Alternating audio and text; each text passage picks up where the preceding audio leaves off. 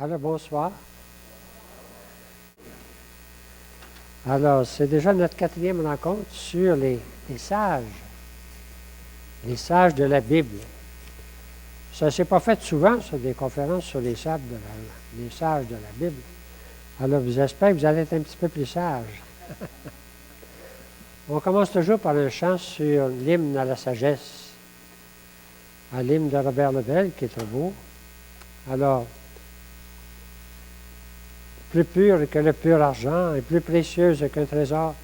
Vous allez découvrir toutes ces paroles-là. On les avait déjà dans les Proverbes. Un petit peu dans Job, pas beaucoup. On va les découvrir encore avec les autres. Plus pur. Alors, Philippe, OK, le chant? Plus pur que le pur argent et plus précieuse qu'un trésor, tel est le prix de la sagesse. Bien plus belle qu'un diamant et que toutes les chaînes d'or. Elle est la plus grande richesse, la sagesse. Elle est la plus grande richesse, la sagesse.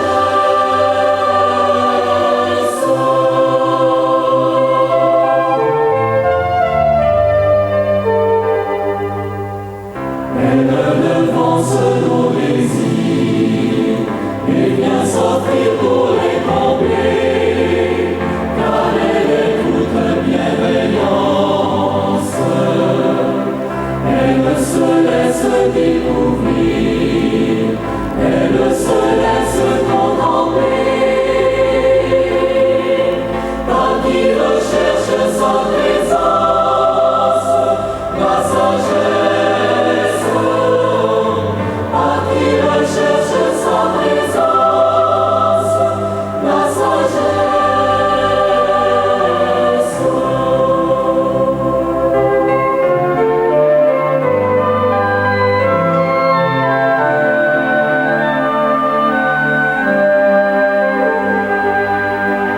Quand elle arrive dans un cœur, elle en fait un ami de Dieu et l'introduit à ses demeures. Elle est sa compagne, sa sœur, elle est sa chance d'être heureux. Elle est son guide et sa lumière, la sagesse. Elle est son guide et sa lumière, la sagesse.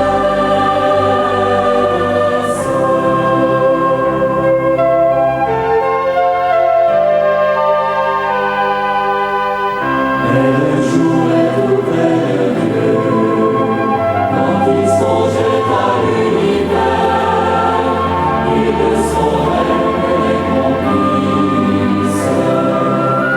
En survolant l'eau et le feu, les cieux, les plaines et les mers, elle était maître créatrice, la sagesse.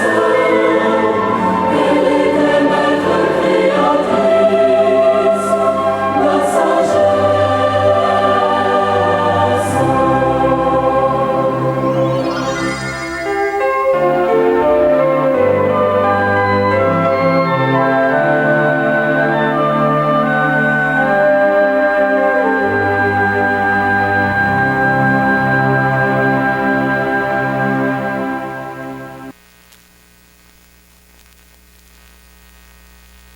Très beau chant, hein? Bon. Alors, nous avons déjà vu le livre de Job et puis nous avons vu les Proverbes. Le livre de Job et les Proverbes. On était encore dans le milieu de l'Ancien Testament. Aujourd'hui, on va s'approcher beaucoup. On va aller passer au Coëlette qui est ici. On s'approche beaucoup de l'Évangile.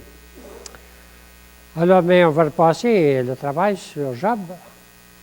J'espère que ça vous a donné l'occasion de lire le chapitre 21, 29, 30, 31. D'après moi, les plus beaux, qui résument tout.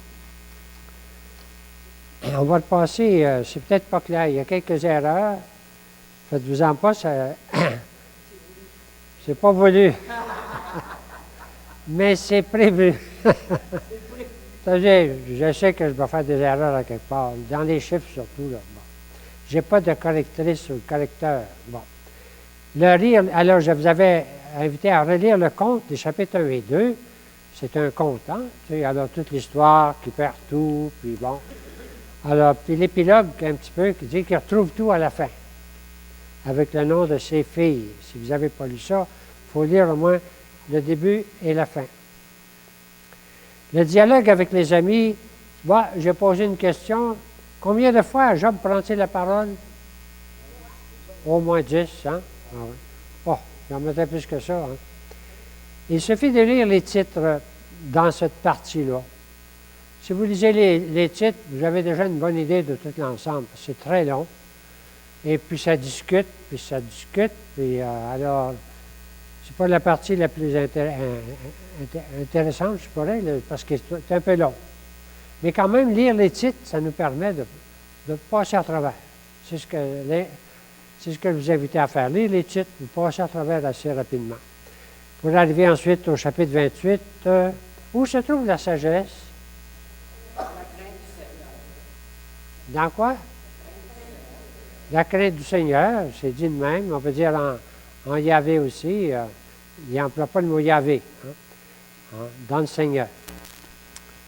Les chapitres 29 et 31, le long monologue de Job, là, il y a 3 phrases à compléter, si vous êtes capable, par un mot qui résume, que vous pouvez inventer votre mot. Là. Un long regard sur son passé. Comment est-ce qu'il regarde son passé? Jour d'antan. Bonheur. Oui, comment il y avait tout? Il y avait tout. Il était heureux. Son passé, il y avait tout. Il en regarde, puis il regarde son passé. Oui, même un roi, hein? Bon.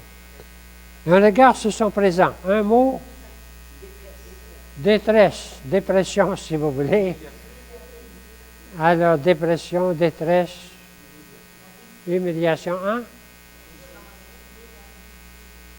La risée aussi, voilà, je veux dire ça. Il a tout perdu. Et un appel au Seigneur. Comment on pourrait résumer l'appel? C'est les 3 choses importantes.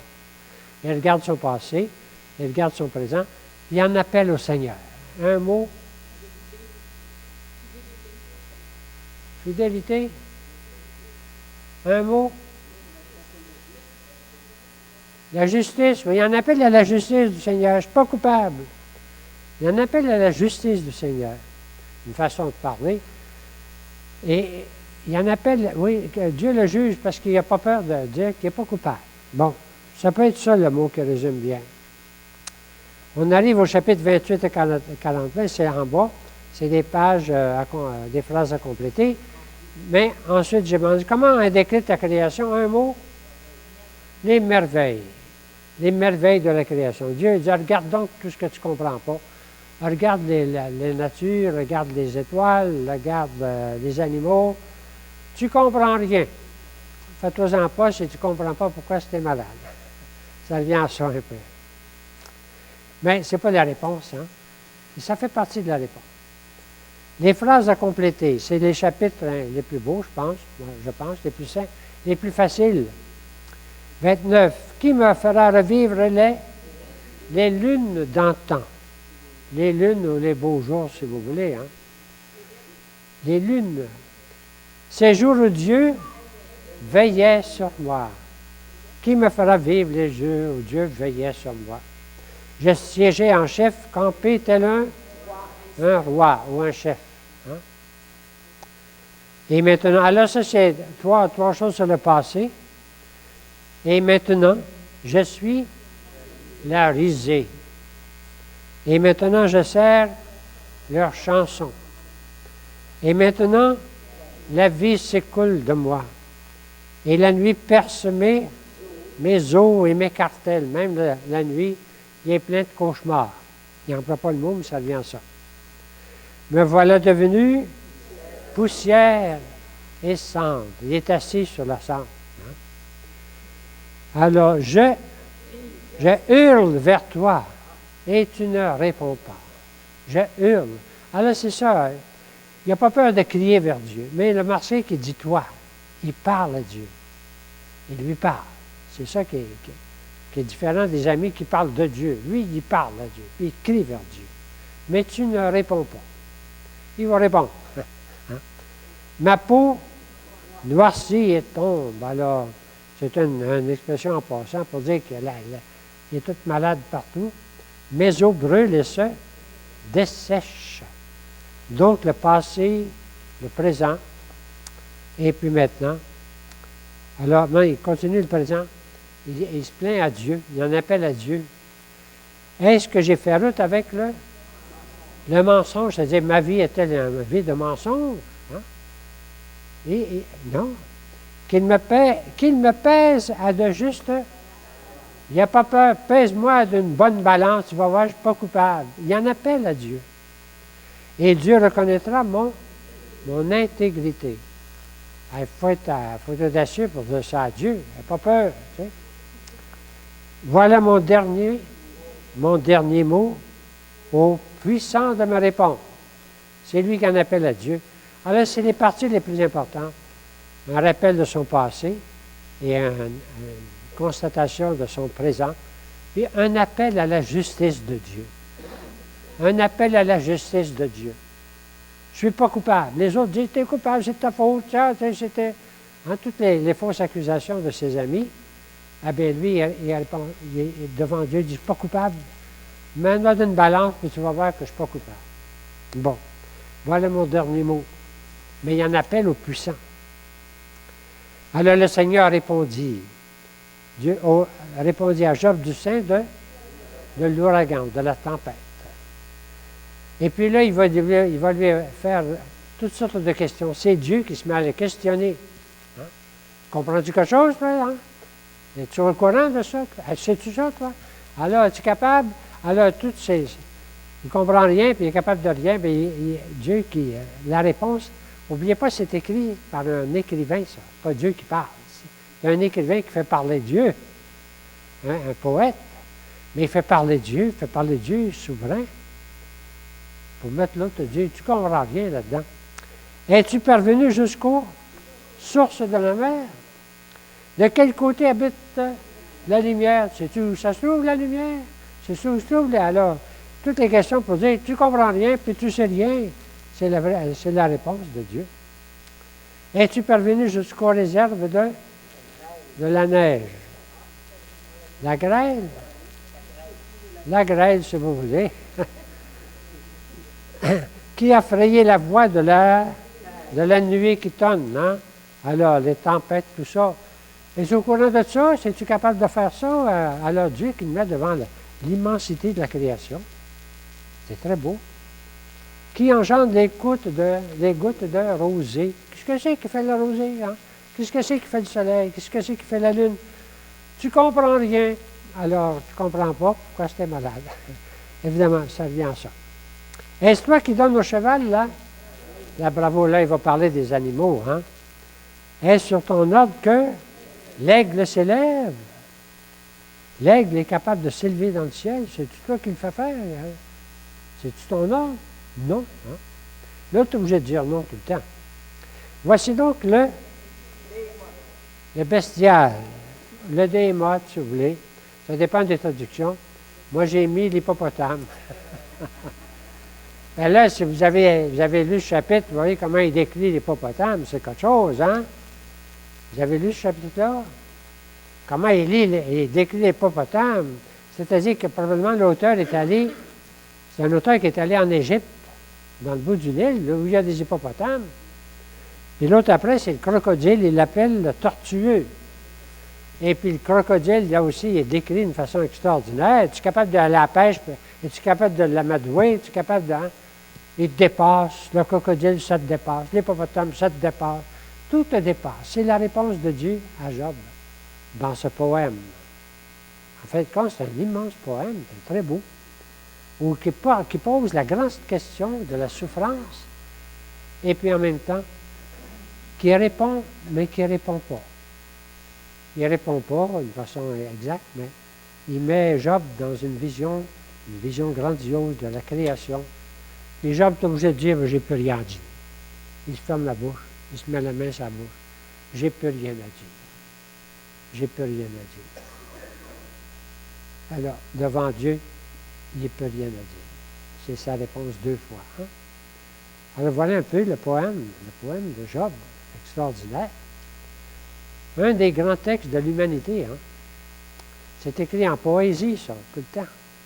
C'est une poésie, comme les psaumes. Donc, c'est un poème.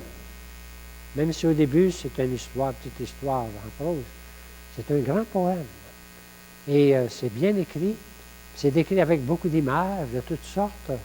Même dans les amis qui interviennent, ils se servent de toutes sortes d'images et tout ça. Alors, c'est un grand poème de la littérature de l'humanité. Donc, c'est le livre de Job. J'espère que vous l'avez aimé un peu. C'est un grand livre. Alors, on arrive à un autre, c'est le Qoéleth. Auger, on n'employait pas ce mot-là dans le temps Qoéleth, on employait l'Ecclésiaste. Quand j'ai fait mes cours, moi, on appelait ça l'Ecclésiaste. Mais ça veut dire la même chose. Qoéleth, ça veut dire le rassembleur. L'Ecclésiaste, ça veut dire le rassembleur. Ecclésia, c'est l'Église. Ecclésia, c'est le rassemblement des chrétiens. L'Ecclésiaste, c'est celui qui rassemble. Qoéleth, c'est ça que ça veut dire. Avec Qoéleth en hébreu. L'Ecclésiaste. J'ai marqué à peu près vers 180. C'est toujours discutable, mais on s'approche beaucoup de Jésus-Christ. Vers 180. On est sur l'occupation grecque. Correct? C'est supposé être là, là. Il est ici. Occupation grecque. C'est la première chose qu'on remarque. C'est-à-dire, je passe sur votre feuille maintenant. On est dans un monde hellénisé. Hellène, ça veut dire grec. Hellène, H-E-L-L-E-N, ça veut dire, c'est le mot grec qui veut dire grec. Hellénisé, ça veut dire, tout est grécisé, si on peut dire. Toute la culture grecque. Et là, plus que la culture, le langage. Alors, c'est un peu comme aujourd'hui, l'anglais partout dans le monde. Un peu plus tard, ça va être le latin, un peu partout dans le monde, si vous voulez. Mais là, c'est le grec partout dans le monde, depuis Alexandre. On a parlé un peu d'Alexandre, hein, qui s'est emparé de tout cet empire, et que dans 10 ans, il a imposé partout. C'était déjà commencé. La culture grecque se répandait par elle-même un peu partout, surtout par le commerce. Mais là, avec Alexandre, ça s'impose un peu partout. C'est hellénisation du monde depuis Alexandre. 333, 323, il n'a pas duré longtemps, mais il s'est emparé de tout, puis il a créé des villes, Alexandrie, un petit peu partout. Et il est allé jusqu'en Égypte. Il a fondé la grande ville qui va devenir Alexandrie, la plus grande ville après Athènes. Rome, on n'en parle pas encore. Rome n'est pas encore là, elle n'est pas encore sur la carte trop, hein. Mais avec Athènes, alors. Et les successeurs d'Alexandre, c'est-à-dire, quand il va mourir, très jeune, 33 ans, eh bien, son empire va se séparer en plusieurs.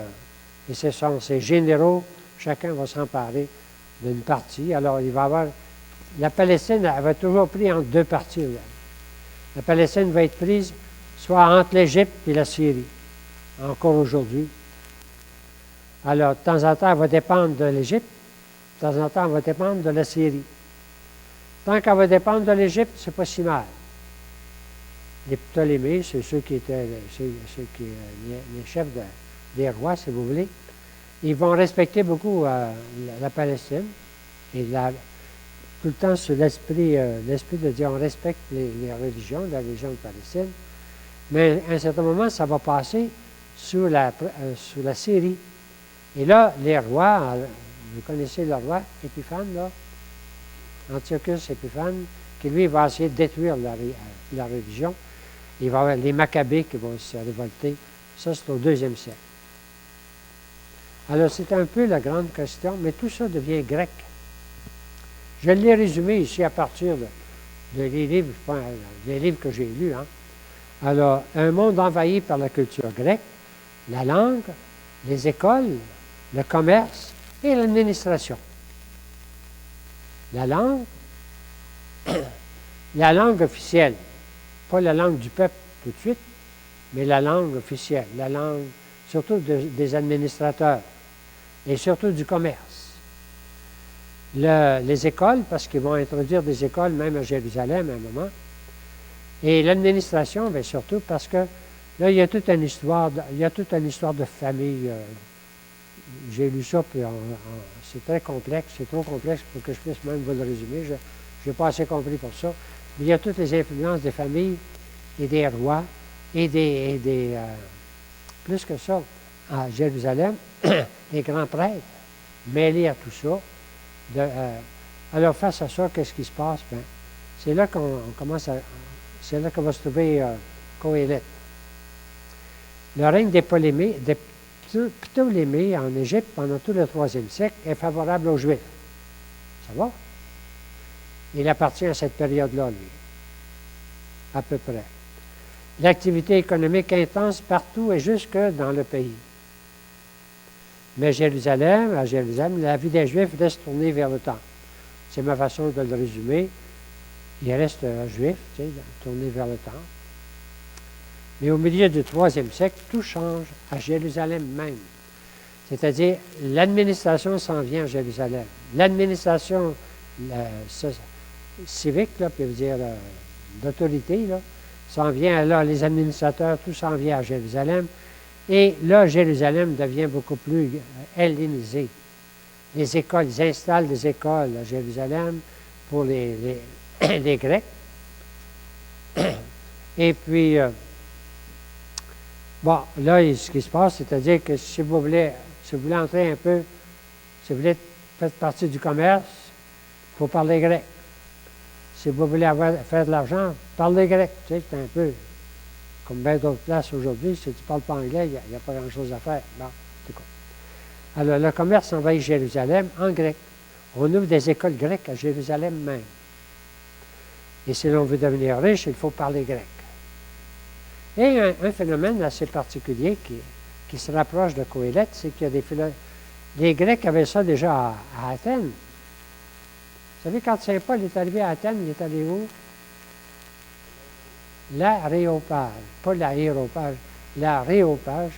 Là où il y avait, n'importe qui, il y avait toujours des orateurs ambulants, ils montaient sur un, puis les gens venaient, puis les écoutaient.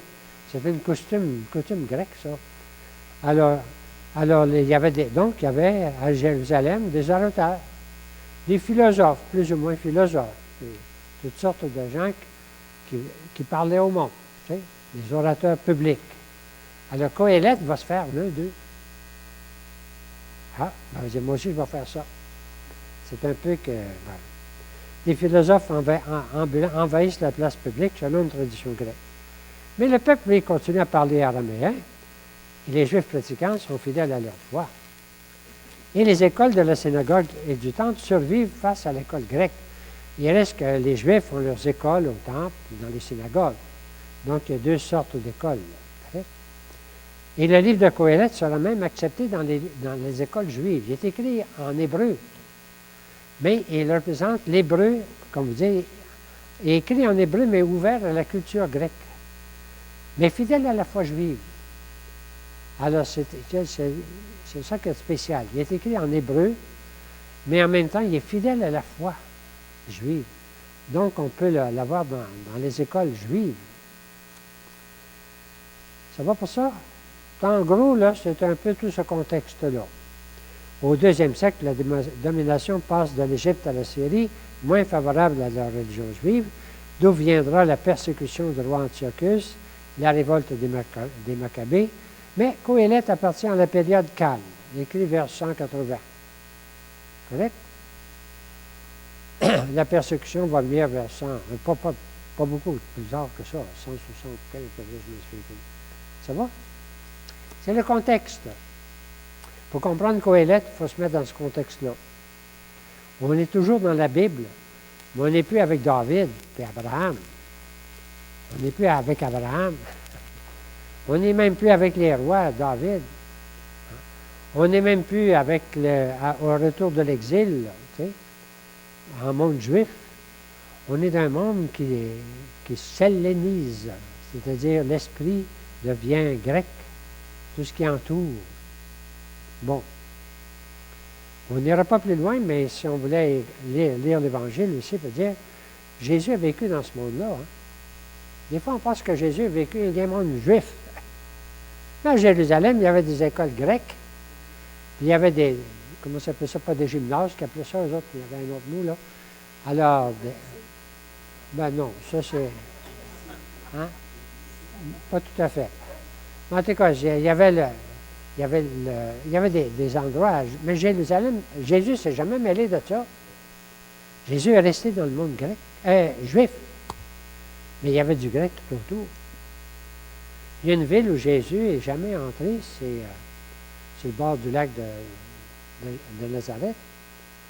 C'est le nom, c'est l'empereur romain, par exemple, là, à ce moment-là. Il n'est jamais allé là, lui. Il est resté en Galilée. Il est monté à Jérusalem, mais il allait au temple. Ça dépasse un peu notre vision ici. Mais il ne faut pas être surpris qu'ensuite, tout à coup, avec Saint Paul, lui, il parle grec, puis lui, il entre dans le monde grec avec l'Évangile. Ça va? C'est déjà préparé. Hein? C'est pour ça que tout ça est préparé. Qui est le Coëlette? C'est le numéro B. Si ce n'est pas clair, je m'excuse, mais posez des questions. Ça va? Coëlette, c'est le rassembleur, ecclésiaste. Il décide d'imiter les orateurs ambulants grecs.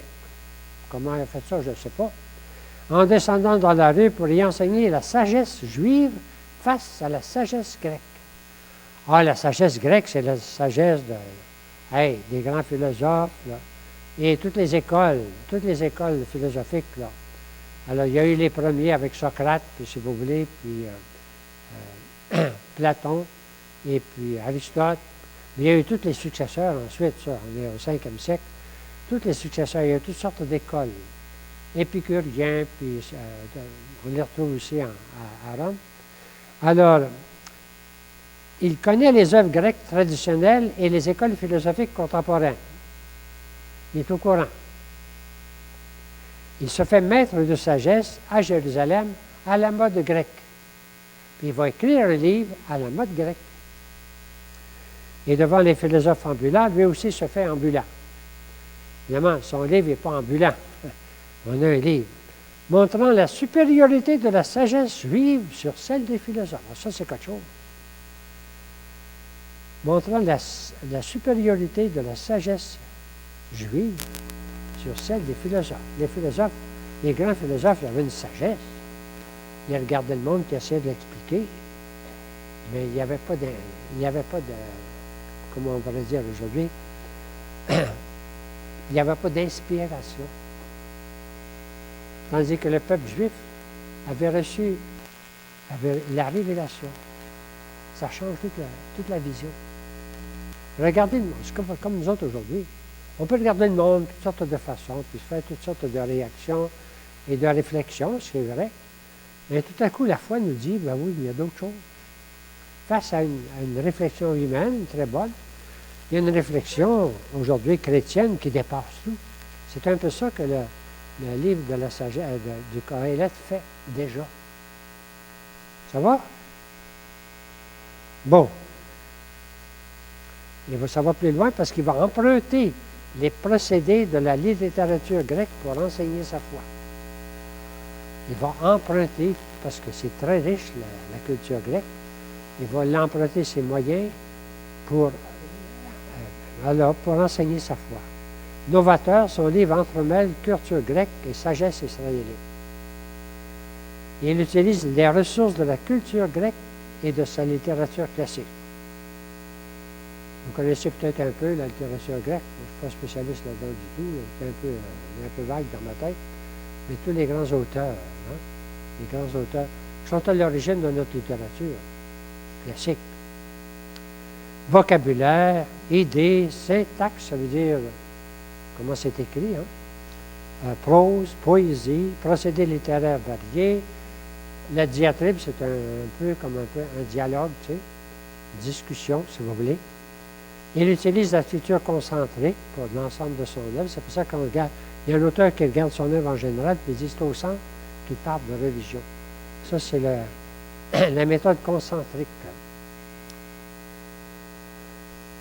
Et à la lumière de la culture grecque, il fait miroiter les trésors insoupçonnés de la sagesse israélite.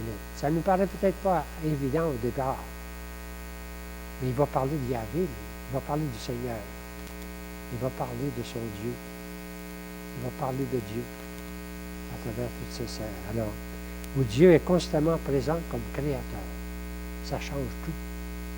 Pour montrer la sagesse humaine est bonne, mais dès qu'on parle de Dieu, toute la sagesse humaine est transformée. On peut dire qu'il fait déjà ça. Et il se présente, lui, au 2e siècle, comme s'il était Salomon. Ah oui, ensuite, il écrit sur l'étude de Salomon. Comme David était supposé avoir écrit tous les psaumes, Salomon est supposé avoir écrit tous les livres de sagesse. C'est pas vrai. Mais alors, il se donne comme le Salomon, roi de Jérusalem. Lui, il se lance comme s'il était au 10e siècle. Ça, c'est un procédé littéraire. Alors, si vous voulez, voici comment il se présente. D'abord, un texte, une phrase, c'est comme ça que ça commence. Il se présente. Moi, Coëlette, j'ai été roi sur Israël à Jérusalem. J'ai eu à cœur de chercher et d'explorer par la sagesse tout ce qui se fait sous le ciel. C'est un sage. Il fait partie des sages. Les sages cherchent à comprendre tout ce qui se passe sous le ciel. Alors déjà, ça donne toute une grande image des sages. J'ai eu à cœur de chercher et d'explorer par la sagesse tout ce qui se fait sous le ciel. Mais moi, j'étais roi sur Israël à Jérusalem. Il ne dit pas qu'il est Salomon, mais ça vient en ça. Il se dit comme le roi à Jérusalem. Et celui qui était le sage des sages. Voilà comment il se présente. Et ce soir, si vous voulez, on va écouter des textes, des chansons. Personne ne savait qui était Coëlette. Mais je l'ai trouvé. Croyez-le ou non, j'ai trouvé Coëlette. Alors, on va l'écouter chanter. Correct? Alors, il s'appelle Littleton. Alors, on va écouter comment il se présente. Ce soir, on va écouter plusieurs textes, plusieurs chants. Philippe, ça va? Premier chant. Numéro 5. Moi, l'Ecclésiaste, je fus le roi d'Israël à Jérusalem. C'est Littleton qui chante. C'est comme si c'était l'Ecclésiaste. Ça remplace le texte, mot à mot du texte, vous allez voir, c'est très proche. On va l'écouter. Numéro 5.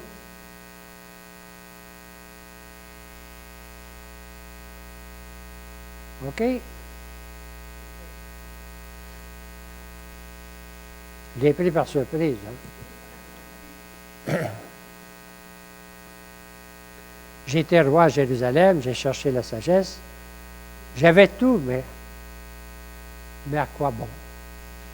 Moi, l'Ecclésiaste, je fus le roi d'Israël à Jérusalem.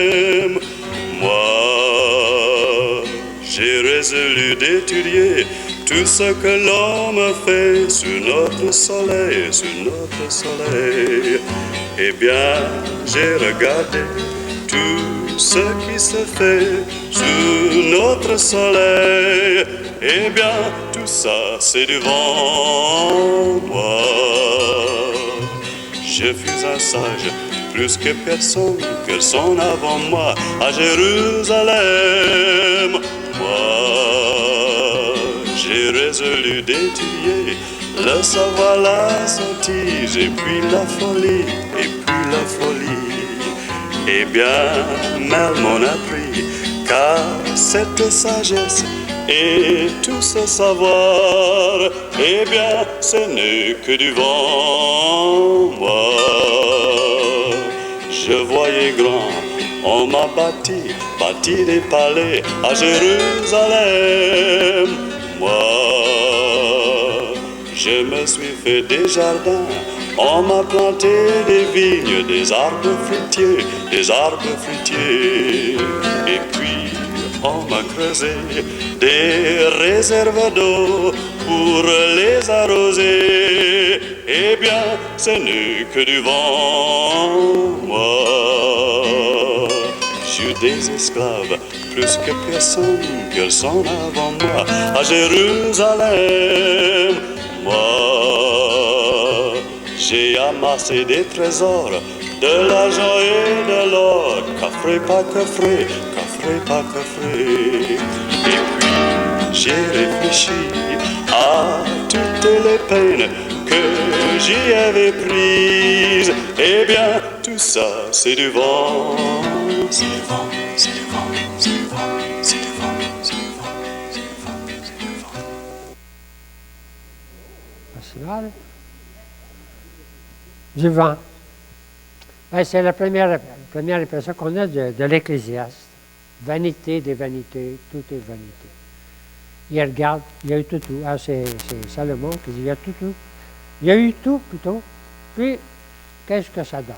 Alors, ce premier regard se sent un peu, on tourne la page 1, on va continuer sur vos feuilles. Vanité des vanités, c'est répété sans cesse à travers son texte. Alors, au premier abord, ça semble le texte d'un désabusé. Vanité des vanités, c'est rien que du vent. Hein? Mais à la lumière de l'histoire, c'est aussi une constatation. Parce que lui, il a regardé l'histoire, puis les plus grands empires sont celui d'Alexandre le premier, les autres avant. Ça a tout été détruit, vanité des vanités. Alors, il y a une constatation, hein? C'est conscience des limites humaines sous toutes ses formes. Alors, je vais en lire avec vous quelques textes. Parole de Coëlette, fils de David, roi à Jérusalem. Vanité des vanités, dit Coëlette. Vanité des vanités, tout est vanité. Quel profit a-t-il pour l'homme de tout le travail qu'il fait sous le soleil? Un âge s'en va, un âge vient, le soleil se lève, le soleil se couche, il aspire à ce lieu d'où il se lève. Le vent va vers le midi, tourne vers le nord, le vent tourne, et s'en va, et le vent reprend son cours. Ce qui a été, c'est ce qui sera. Ce qui s'est fait, c'est ce qui se fera. Rien de nouveau sous le soleil. Cela aussi est, j'ai marqué, il l'a répété 1, 2, 3, 4, 5 fois. Il regarde le monde, ça finit toujours par vanité des vanités. Vanité des vanités. Donc, premier regard de l'Ecclésiaste, c'est un regard de désabusé. C'est notre première réaction face à tout cela. Alors donc, mais il ne faut pas rester sur rien que sur ce regard. Il voit toutes les limites de tout ce qui est, hein, tout ce qui ne dure pas, de tout ce qui n'est pas sûr, de tout ce qui passe. Donc, il regarde la réalité, hein, finalement. Est-ce qu'il est tellement désabusé? Ben, peut-être moins qu'on pense. C'est pour ça qu'on va continuer à écouter d'autres textes. Et le deuxième ici, c'est qu'il y a un temps pour tout. Ah, il regarde le monde. Il regarde la création, il regarde l'humanité, il regarde le monde. Et dans un poème écrit à la manière grecque, il regarde la cosmologie. Tout est là, la lune, les étoiles. Ça. Mais l'homme instable, l'homme il passe. Le soleil est toujours là. La lune toujours là, la terre toujours là. Alors, c'est ce qu'il va regarder d'un deuxième regard, un deuxième champ, un âge vient, un âge vient. On écoute, Philippe? Ça ne fait rien d'écouter, ça? Un âge va, un âge vient, et la terre demeure toujours. Un homme vient, et puis s'en va, et la terre est toujours là. Vanité des vanités.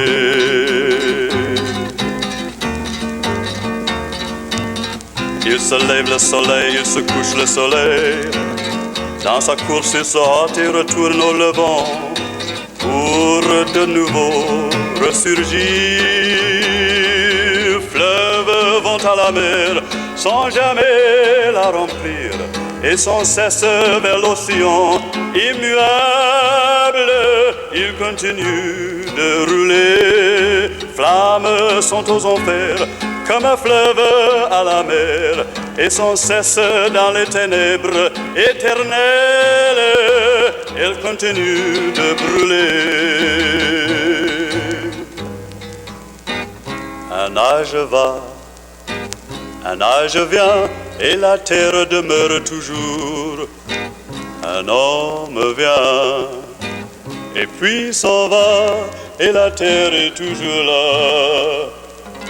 Vanité de vanité.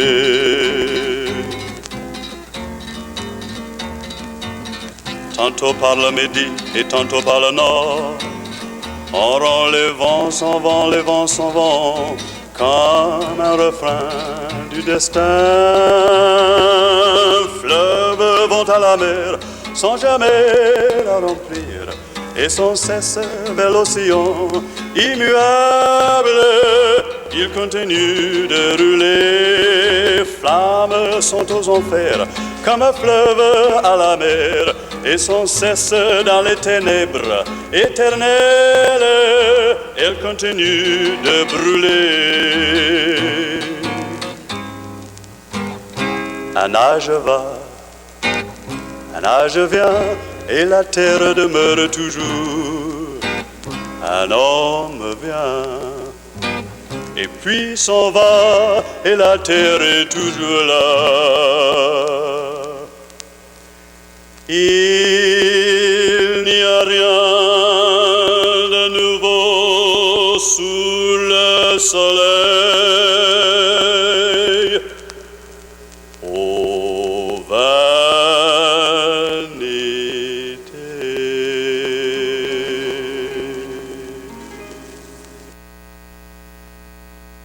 Bon, mais est-ce que j'ai de la misère à suivre le texte?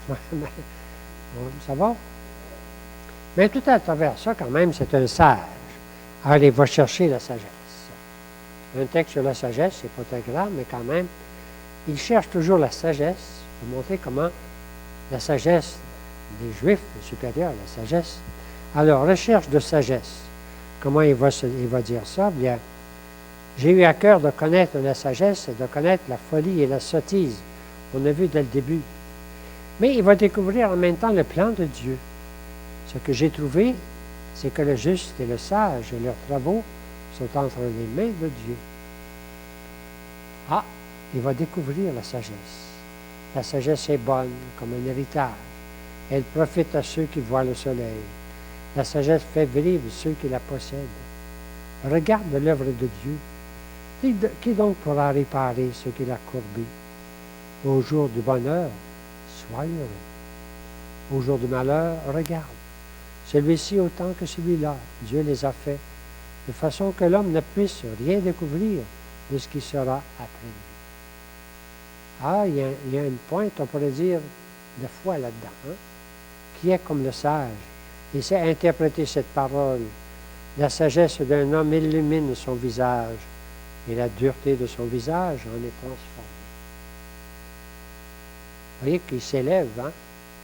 Il s'élève quand même. Les justes, les sages et leurs travaux sont entre les mains de Dieu. Ah, voilà, on regarde de foi tout à coup qui dépasse toute sa vision qui a l'air négative. Eh bien, il cherche la sagesse, mais en même temps, il découvre que tout ça entre les mains de Dieu. Est-ce que ça va? Ça nous donne une bonne idée du livre par les chansons de Littleton. Même s'il ne suit pas mon texte, puis moi je ne suis pas son texte, j'essaie de le découvrir. Alors, mais ce n'est pas fini. Et il va trouver une sagesse dans une juste mesure. Et comme c'est un sage qui est introduit à l'école, d'ailleurs, il veut enseigner ça aux jeunes. On va revoir ça aussi davantage avec l'Ecclésiastique. Mais il veut déjà enseigner aux jeunes. Hein? Rien de trop. Rien de trop. Il trouve la sagesse dans un certain équilibre.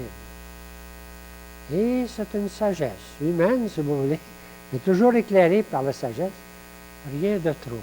Rien de trop. Ne passe pas par la mesure, mais garde en toi. Alors, ne passe pas par la mesure. Soit pour autant, pour faire pénitence, ne passe pas par la mesure, mais garde, c'est pas grade, c'est garde en toi quelque prudence. Philippe, on va écouter. Bientôt débordera dans notre plaine Numéro 8. son flot s'élancera. Philippe, numéro 8.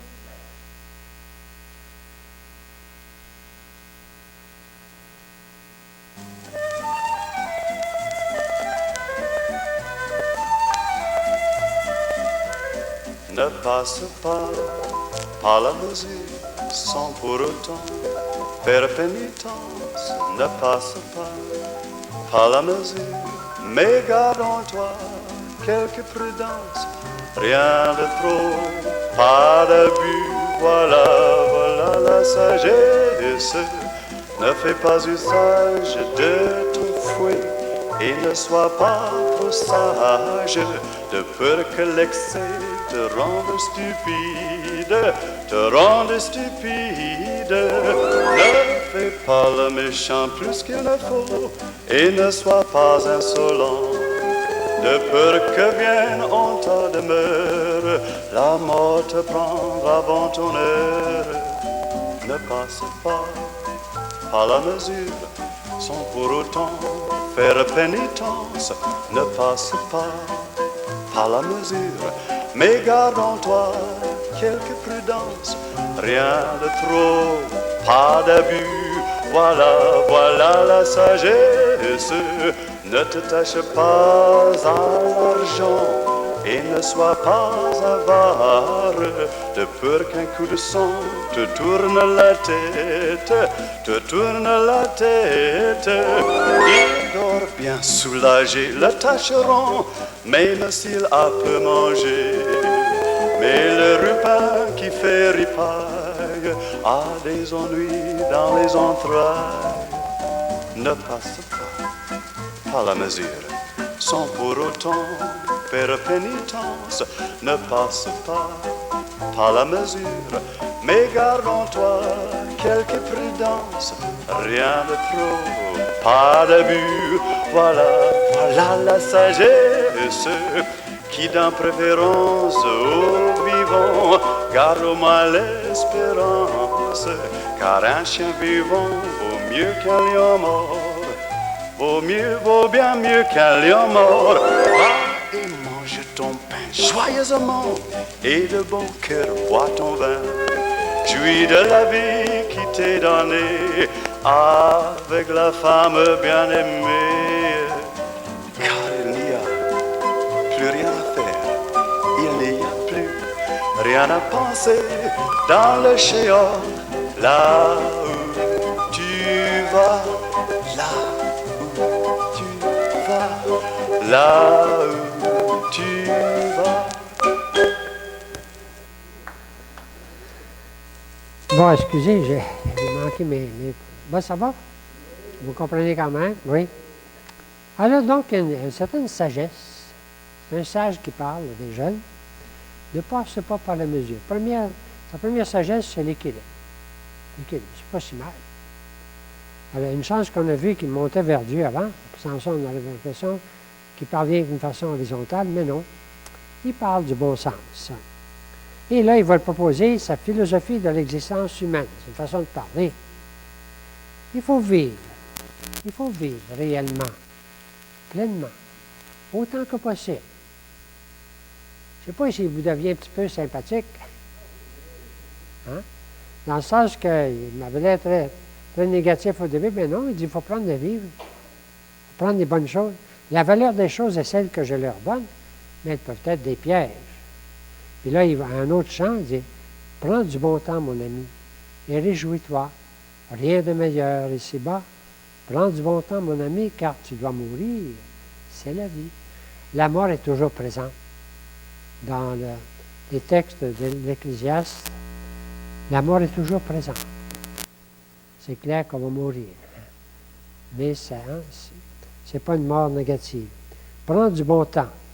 Ouais, et réjouis-toi. Rien de meilleur ici-bas. Prends du bon temps, mon ami, car tu dois mourir, c'est la vie. Quel avantage à l'homme de ses peines, toutes les peines qu'il se donne à s'enrichir pendant la vie. Quel avantage peut-il connaître ce qui en adviendra quand il sera mort? Ça a l'air des sermons, ça, qu'on entendait dans le temps. Et l'avenir n'est pas le seul mystère. L'œuvre de Dieu est immuable, depuis toujours et pour toujours. Ça va? Alors, on va l'écouter maintenant. Prends du bon temps. Prends du bon temps, mon ami, et réjouis-toi. Rien de meilleur ici-bas. Prends du bon temps, mon ami, car tu dois mourir. C'est la vie. Quel avantage à l'homme de ses peines, toutes les peines qu'il se donne à s'enrichir pendant la vie. Bel avantage, comment peut-il connaître ce qui en adviendra quand il sera mort? Prends du bon temps, mon ami, et réjouis-toi. Rien de meilleur ici-bas. Prends du bon temps, mon ami, car tu dois mourir. C'est la vie. Et l'avenir n'est pas le seul mystère. L'œuvre de Dieu est immuable depuis toujours et pour toujours. Mais l'avenir demeure impénétrable pour que chaque des hommes soit rempli de crainte. Prends du bon temps, mon ami, et réjouis-toi. Rien de meilleur ici-bas. Prends de bon temps, mon ami, car tu dois mourir. C'est la vie.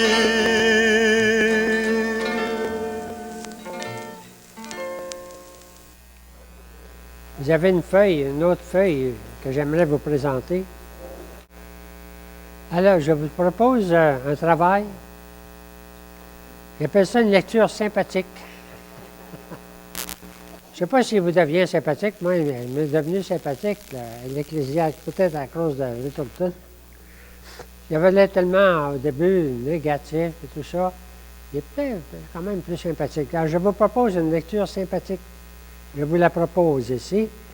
Et moi, je me suis dit, si j'avais à lire le Qoéleth, comment je pourrais procéder? Correct? Je vous propose le travail, là, faites-le pas tout de suite. Je commence par regarder le monde dans lequel je suis. C'est un monde changeant, comme du vent. Peut-être que j'aurai un autre regard aujourd'hui, en tout cas. Mais ça va quelque part. Le monde s'en va quelque part. Quelque chose qui m'échappe comme le vent qui disparaît. Je commence par regarder le monde. Si je veux être un peu sage, il faut que je réfléchisse. À partir pas bien d'idées, mais à partir de constatations. Et avec le Qoéleth, je suis invité comme à regarder le monde. Qu'est-ce qui se passe? Le monde. Ça peut être ma vie, ça peut être tout. Je regarde toutes choses.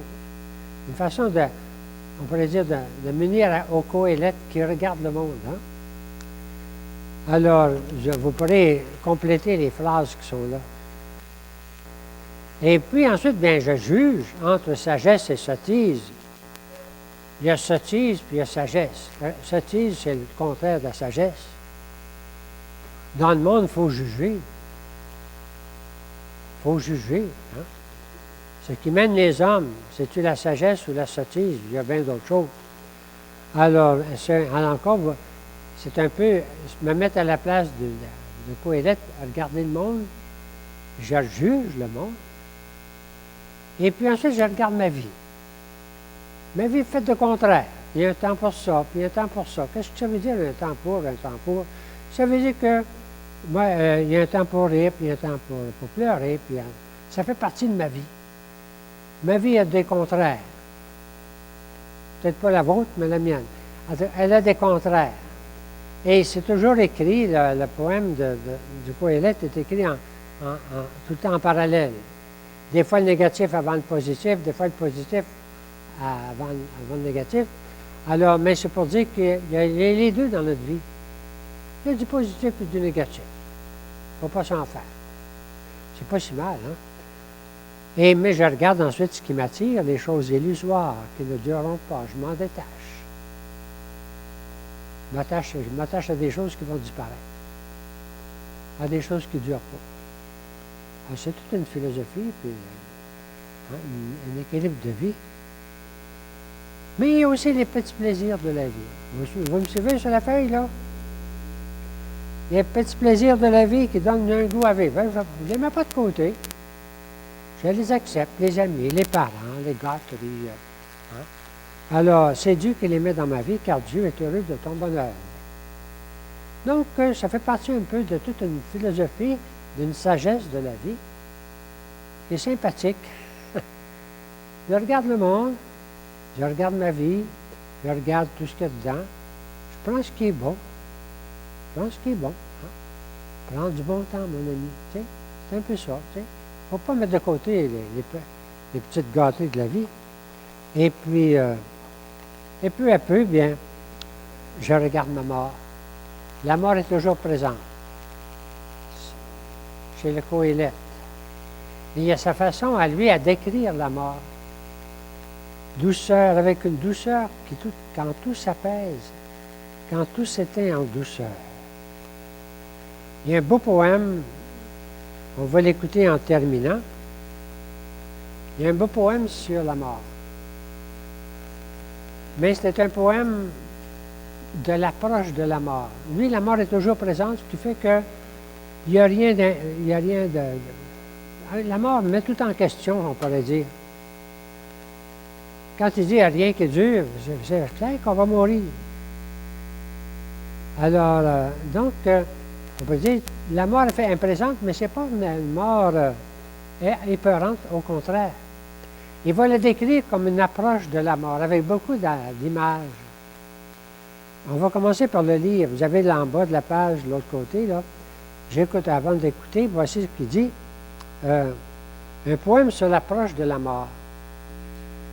Il va écrire l'approche de la mort, en poésie. Pas si mal.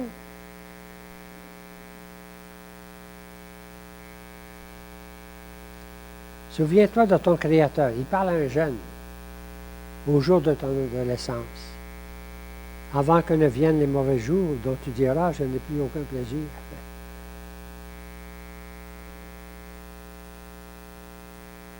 Avant que ne s'assombrisse le soleil et la lumière, la lune et les étoiles, c'est la mort qui s'approche. Et que les nuages ne reviennent puis la pluie. Au jour où tremblent les gardiens de la maison, où se courbent les ormes vigoureux, c'est la mort qui approche. Où s'arrête celle qui meurt, ils travaillent à une meule, ils s'arrêtent. Perdent leur éclat celles qui regardent par la fenêtre. Quand les battants se ferment sur la rue, on ferme les portes. Tandis que tombe la voix de la meule, quand on se lève au chant de l'oiseau que le vocalise s'éteigne. Vous voyez l'approche de la mort, c'est toutes on pourrait dire, ça fait partie, hein, les oreilles, les yeux, tout s'éteint tranquillement, le bruit, toute la vie s'éteint. Un beau poème sur l'approche de la mort. Alors on a peur de la montée, on a fait des frayeurs en chemin, quand la mort s'approche. Tandis que le mendier est en fleurs, que la sauterelle s'alourdit, que le fruit du camplier éclate. Des façons de dire, c'est l'automne. Car l'homme s'en va vers sa maison d'éternité, et déjà les pleureuses rôdent dans la rue. Pas si mal. Pour le carême, c'est pas si mal. Avant que ne se détache le fil argenté et que la coupe d'or ne se brise. C'est plein d'images, hein? Et que la jarre ne se casse à la fontaine, et que la citerne, la poulie, ne se brise.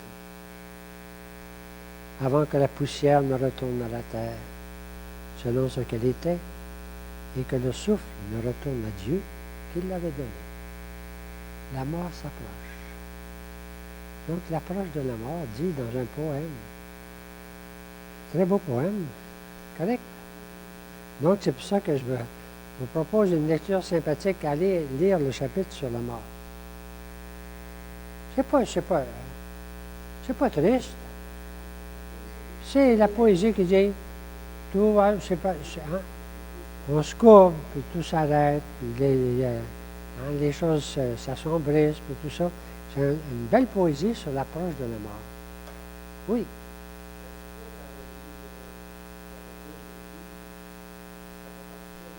Ah ben oui. La Bible juive, oui.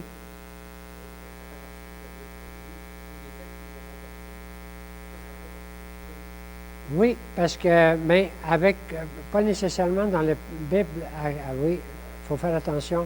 Elle fait partie de la Septante, qui a été traduite en grec, et non pas de la Bible hébraïque, parce que c'est un livre qui a été écrit en hébreu, mais ça a été écrit en hébreu, oui, ça fait partie de la Bible. Là, je me mêle avec l'Ecclésiastique, qui lui va être traduit en grec. On va l'écouter. C'est chanté.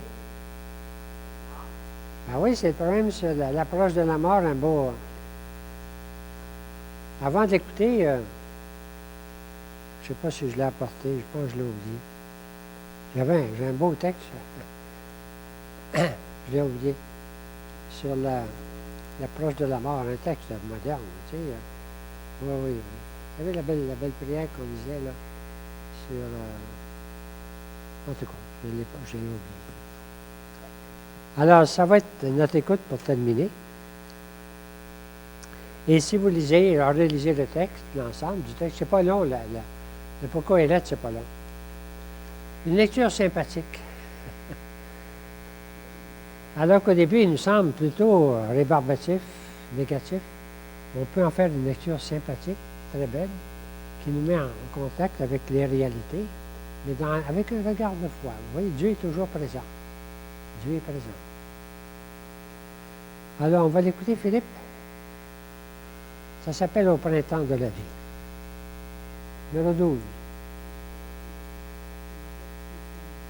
Oui, 12. Oui.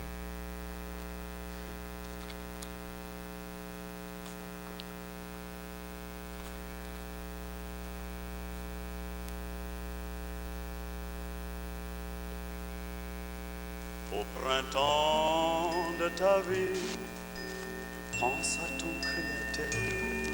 Au printemps de ta vie, avant que n'adviennent et les jours de malheur et la nostalgie de ta jeunesse.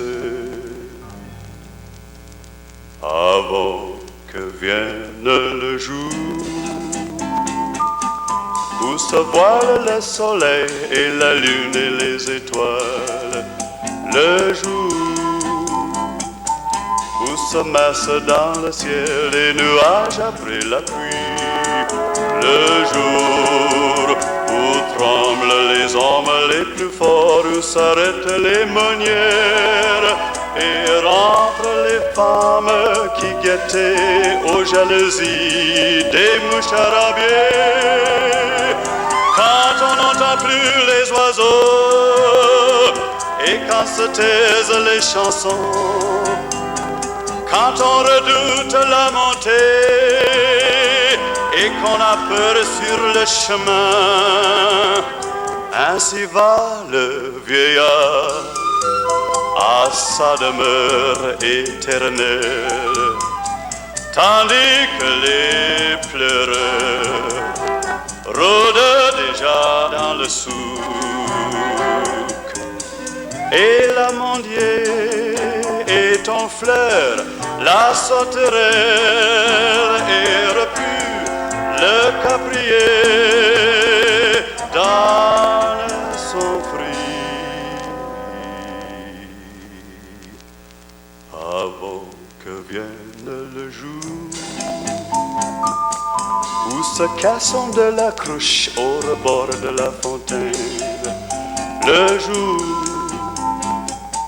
où se rampent les poulies en roulant au fond du puits, le jour où retourne en terre la poussière selon ce qu'elle était, le jour où le souffle de la vie retourne à Dieu qui l'avait donné, quand on n'entend plus les oiseaux et quand se taisent les chansons, quand on redoute la montée et qu'on a peur sur le chemin, ainsi va le vieillard à sa demeure éternelle, tandis que les pleureurs rôdent déjà dans le souk. Vanité, tes vanités.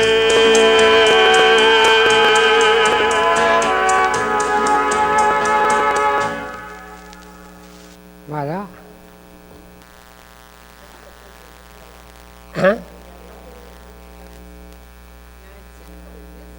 C'est un vieux disque, 118 tours, 33 tours. Oui, moi je l'ai fait copier, qui s'appelle l'Ecclésiaste. Ça date de pas quelle année. Mais je trouvais qu'à écouter, ça vaut la peine de lire. L'Ecclésiaste. Un Coëlette. Alors, j'espère qu'il vous êtes un petit peu plus sympathique qu'au début. Finalement, il y a une bonne philosophie de la vie. Et en même temps, il y a un regard de foi. La foi est là, comme présent. Alors, c'est ce qu'il n'a pas peur, lui, de proposer face aux grands philosophes grecs, ou la philosophie grecque. Il présente une vision du monde qui peut sembler un peu négative, mais en réalité, elle n'est pas tant que ça. Et puis, elle est même... la mort n'est pas épeurante. C'est ce qui va arriver. Tout va s'éteindre tranquillement. Et puis, alors, on retourne vers le Seigneur qui nous a tout donné. Donc, c'est une belle vision. Alors, ça peut nous conduire jusqu'à Pâques. À la prochaine.